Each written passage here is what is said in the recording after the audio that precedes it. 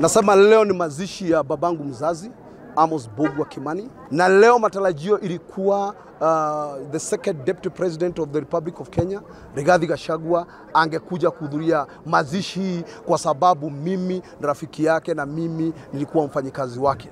Na wakati walisikia hivyo, Kimani Ichung'wah na Kawanjiko na ndiye mheshimiwa hapa, walisema hapa Rigathi hata kuja hapa, na wakahaya goons, walihaya Mungeke, walihaya kutoka pandi zote za Kiambu.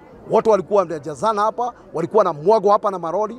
Sasa shida yangu ni kama unaenda kuharibu mazishi ya wenyewe, hii kwa tamaduni yetu it's out of question. Hauwezi enda kuharibu mazishi. Kama kuna vita ya kisiasa na wewe ni mwanasiasa, itana mkutano wa kisiasa, useme vile unasema kisiasa, usiende kuharibu mazishi ya watu wengine. This is animosity of the highest order. Walikuwa naita Limuru style. Walikuwa nasema hii mazishi haitaendelea, watapiga watu, watavurusha, wataangusha hata hiyo saduku, wataivunja. They are leaders of integrity. Na kama mheshimiwa deputy president Rigathi Gachagua alipata fununu kama kungekuwa na vita, yeye ni mtu anaheshimu kanisa na hangekubali vita itokee kanisa, kwa hivyo akasacrifice kuja kwake kwa hii mazishi.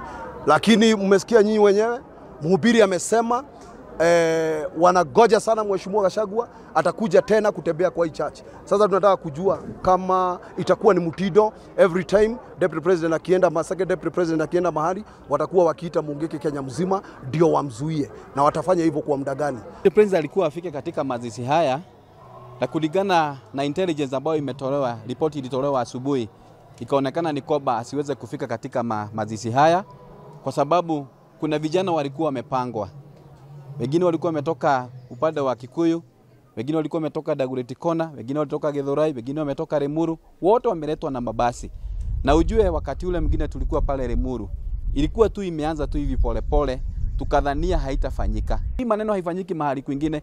Kwingine watu wanakufa na wanazikwa vizuri sana. Tunaona mazishi inafanyika kule Kakamega, viongozi wanakufa na wanazikwa vizuri. Lakini ikifika hapa kwetu Kiambu na Mount Kenya Mlimani, inakuwa ni furugu. Sana sana mahali wanasikia deputy president anaweza kuhudhuria, mjue hata kama aliweza kungolewa, ni kiongozi na ni mmoja wetu.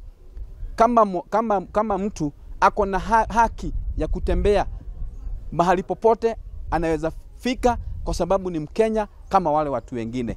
Kwa hivyo tunasema ya kwamba isitumike vibaya, na sana sana vijana wetu wasitumike vibaya.